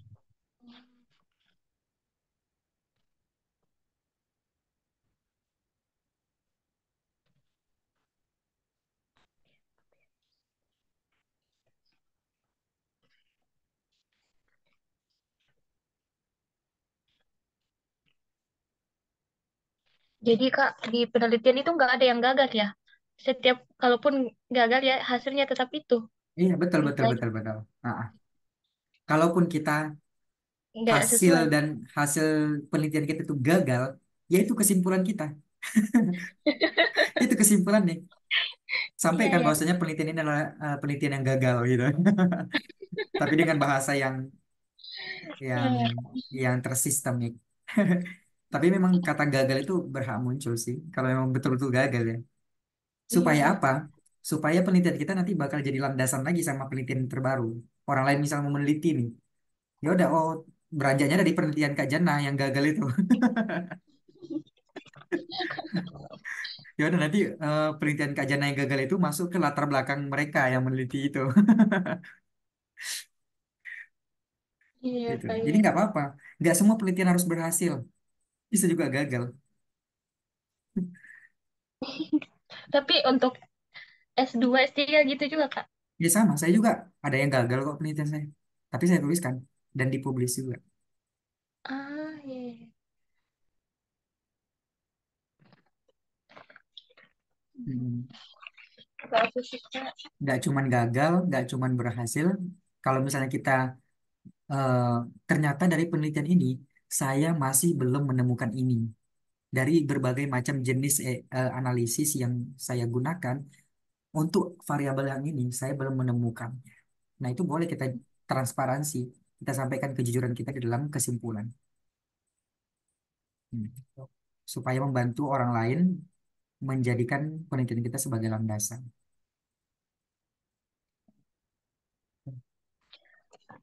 Kak, boleh tidak yang bagian pembahasan lagi? Di share screen gitu. Iya, di share Oke. screen.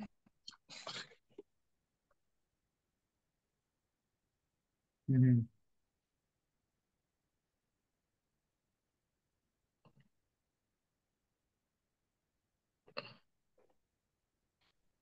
Ini kan kan itu kemarin yang punya saya kan, Kak, yang mungkin sempat dilihat juga itu ikut penelitian apa ikut penelitian yang mendukung dari hasilnya saya. Tapi biasa Mhm. biasa kayak bingung. Misalnya yang pertama itu kesimpulan dari hasil yang saya dapat, terus sudah itu ada penelitian yang mendukung, terus di akhir itu, di akhir kayak balik lagi dibahas itu. Itu sih yang kadang kadang bingung Kak, kalau misalnya eh apakah biasa kan ada hasil yang secara dilihat di langsung di lab, ada hasil yang eh, dilihat di lapangan. Hmm. Misalnya kondisi kondisi lingkungannya seperti itu. Dan biasa kadang bingung sih Kak kalau misalnya apakah kita gabung hasil kesimpulan kondisi di lab atau kondisi di lapangan gitu. Hmm. Iya Kak. Karena kan eh misalnya punya saya itu kan dia pas sudah pasti dilakukan di lab. Tapi kalau misalnya didiskusikan kembali itu biasanya bagaimana kondisi di sana, apa yang mendukung misalnya walaupun bukan penelitian orang ya, maksudnya bukan penelitian peneliti terdahulu tapi secara langsung kondisinya di situ. Itu biasa susunan misalnya dari Kak Hadi sendiri susunannya kayak gimana? Apakah di awal itu kondisi di hasil memang yang didapatkan dari lab terus ditambahkan kondisi yang di lapangan gitu Kak. Tunggu, tunggu. Ini Kak Jana punya sampelnya kerang ya. Iya, Kemudian kerang itu diteliti di dalam lab. iya Kak. Terus kok ada pertemuan dari lapangan? Berarti Iya tapi diteliti juga iya di lapangan. iya Kak kan kan itu hasilnya dari apa dampaknya dari plastik. Dampaknya dari plastik tuh. Jadi misalnya mau mendukung hasil yang kita dapatkan di lab ini, terus saya katakan karena di sekitar lingkungan itu memang dibuktikan ada plastik gitu. Ada plastik, mikroplastik seperti misalnya kan eh, praduganya ini yang kebanyakan hasil penelitian sebelumnya itu berasal dari tali budidaya rumput laut gitu. Dan Hmm. iya, kan itu bisa juga sebenarnya ada peneliti yang mengatakan itu bisa yang mendukung penelitian kita. Terus kalau saya lihat juga secara langsung memang ada seperti itu, Tunggu, Kak. tunggu Kak Jana, tunggu. Eh, Berdasarkan penemuannya Kak Jana di lapangan, Kak Jana memang Iya, benar menemukan di sekitaran itu banyak iya, sampah plastik ya. iya, Kak. Di di pesisirnya, bukan di dekat pengambilan kerang ini kan ini kerangnya menempel di Oke, tahan tali dulu, budidaya tahan rumput dulu. laut. Oke, selanjutnya Kak Jana mengambil sampel kerang itu, terus sampel itu dibawa ke lab, Iya, diteliti, dan dibongkar insangnya, ternyata iya, ditemukan ada mikroplastik ya. iya, iya, Kak. Ya udah, artinya Kak Jannah cukup membahas apa yang Kak Jannah jadikan sampel yang udah dibawa di dalam lab itu. Iya, iya, Yang Kak. terjadi di lingkungan eksternal tadi yang Kak Jannah lihat nggak perlu Iya. dibahas. Nah, iya itu sih Kak, saya juga berpikir ke situ, tapi dosen yang kayak bagaimana kondisi di sana seakan-akan ini Kak, seakan-akan kita harus mengikut dengan kondisi yang di sana, kondisi lingkungannya padahal kita tidak meneliti di sana, kita meneliti Mm-mm. di labnya. Jadi Ya, karena kita kenapa kita betul iya, betul betul betul betul. iya Kak, Mm-mm. itu. Misalnya kan saya nggak teliti mikroplastik secara khusus untuk botol plastik saja. Seandainya Mm-mm. iya botol plastik atau tali budidayanya.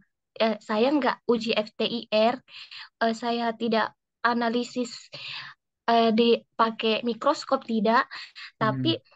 eh, di pada saat hasil ini dan pembahasan kita harus cocokkan jenis mikroplastik yang ada di botol itu, yang ada di eh, tali itu.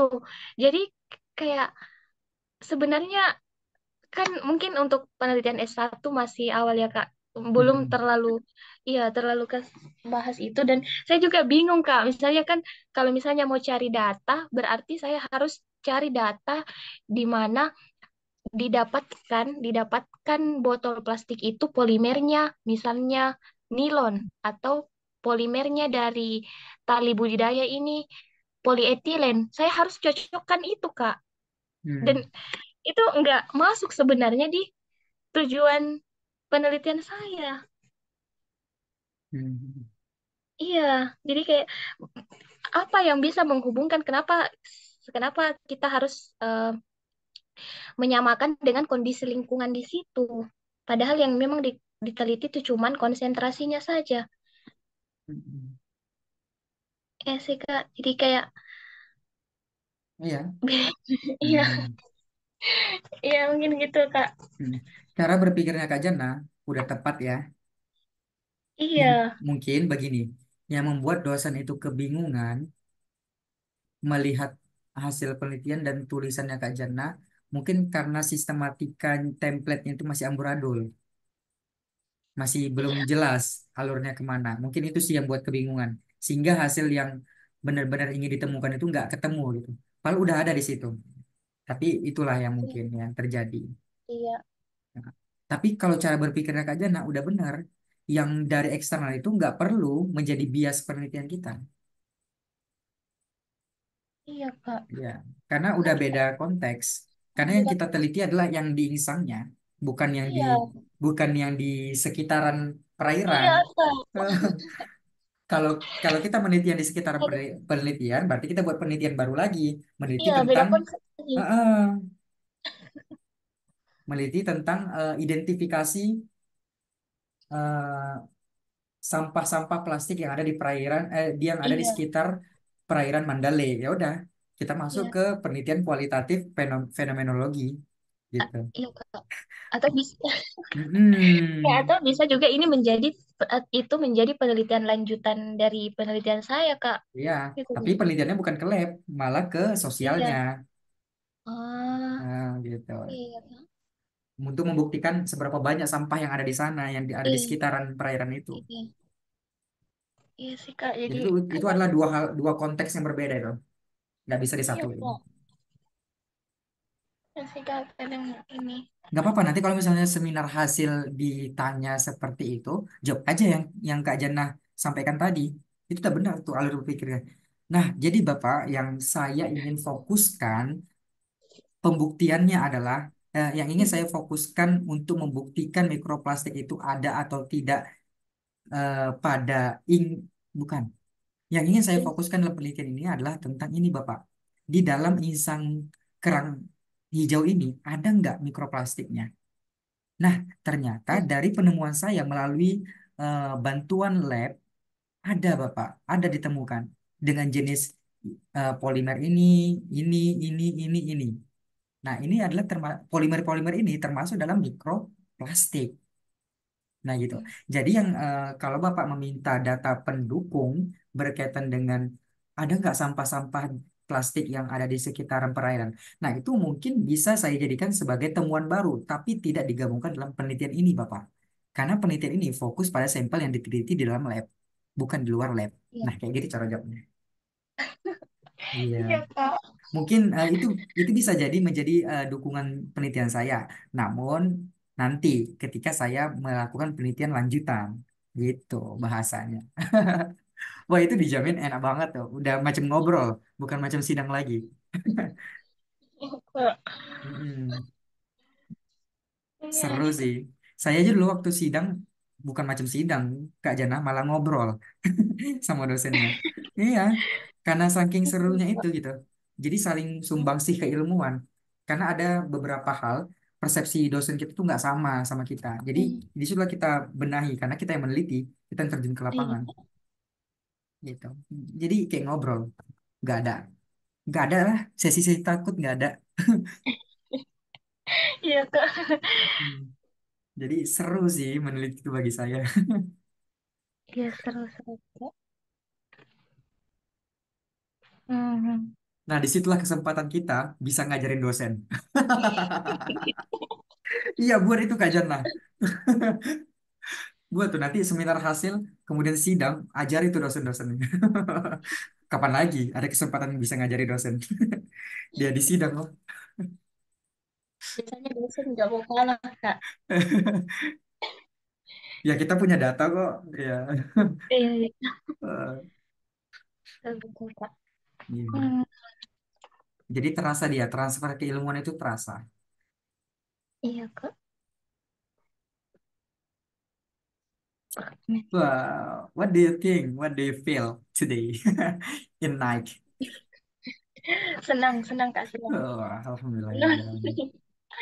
Aduh, selalu ilmu baru dari Kak Hadi. Iya, Male.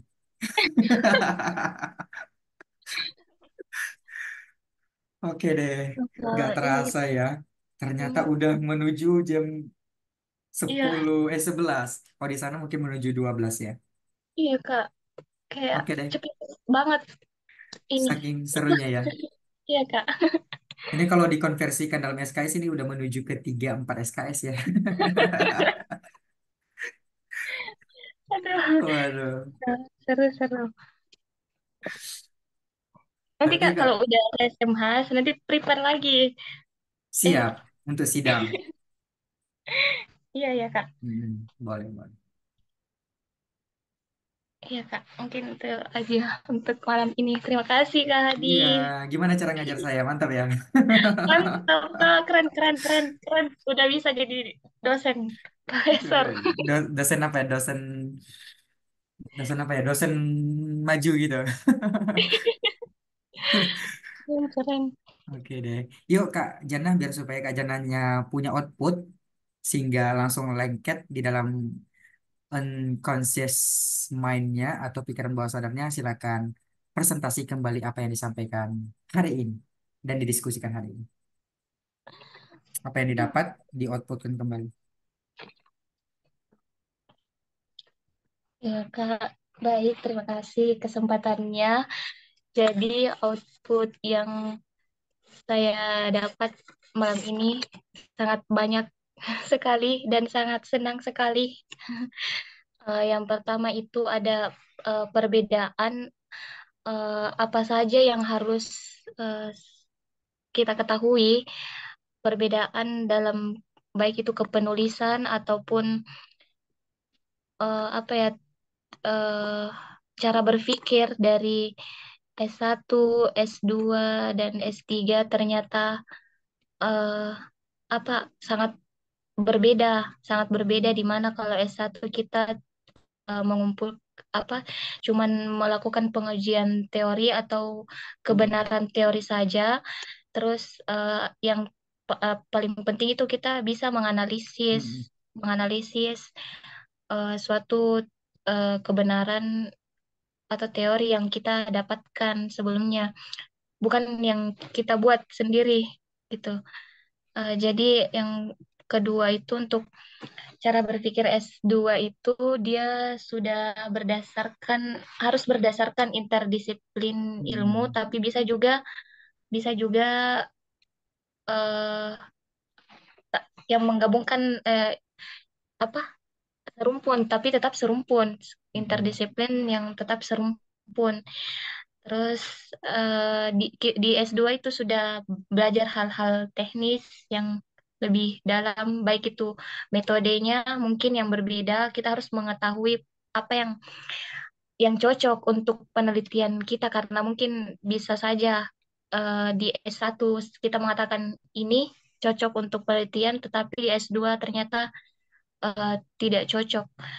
Terus di S2 itu kita wajib melakukan publish jurnal Sinta 2 mungkin sampai Scopus juga.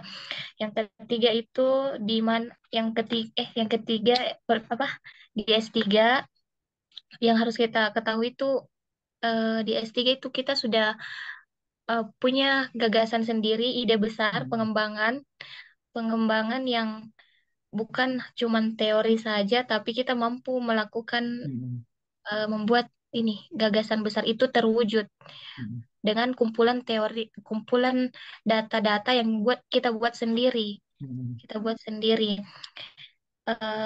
Selanjutnya itu di bagian ini, kalau untuk bobotnya, bobot di S1 itu mungkin dari rendah ke sedang, kalau S2 sedang ke tinggi, dan melakukan pendalaman lebih dalam terkait teori-teori yang kita dapatkan dari pengalaman kepenulisan kita. mm, Selanjutnya di S3 itu sudah levelnya sudah tinggi itu, di mana semua yang kita dapatkan itu hasil dari apa, teori kita sendiri ya Kak.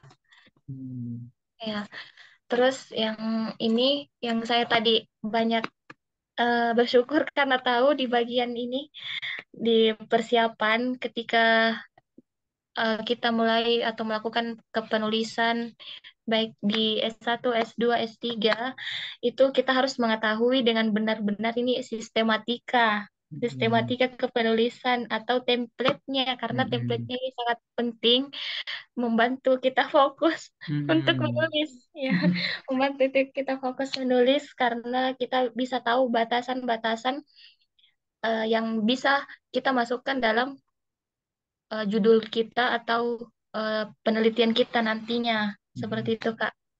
Jadi semacam alur kepenulisan, poin-poin penting yang harus kita eh, ingat, seperti itu Kak. wah, Untuk ya, terus di bagian tinjauan pustaka mungkin sedikit menjawab pertanyaan saya kemarin di awal kita mulai eh, Zoom ini Kak, itu cara menulis jurnal ternyata walaupun tidak dengan menggunakan metode, kita hanya mengumpulkan teori-teori terus kita menyimpulkan sendiri, mm, ternyata bisa seperti itu Kak. Dan saya baru tahu, saya pikir harus melakukan penelitian, penelitian, mm. penelitian yang menggunakan metode ini, menggunakan metode yang ini, Wow. dan ternyata bisa tanpa melakukan metode. Artinya metode yang eh, deskriptif saja ya Kak, Mm, deskriptif saja. Iya, terus di bagian apa ya?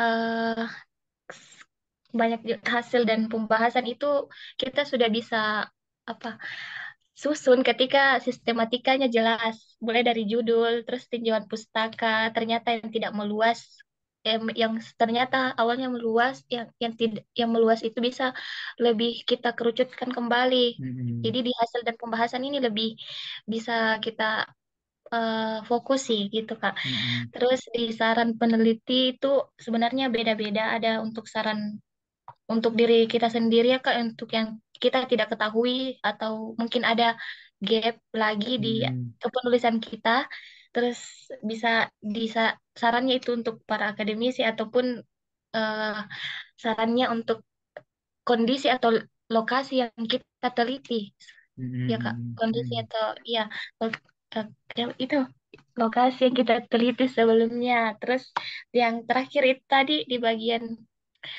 pembahasan mungkin yang saya biasa bertanya-tanya kenapa dosen selalu membutuhkan data pendukung. Terus ini sebenarnya hasil penelitian kita, tapi mungkin itu ada perbedaan dari dosen-dosen ya Kak. mm, Ada perbedaan dari pendapat-pendapat dosen yang mungkin kita tidak bisa juga eh, mm.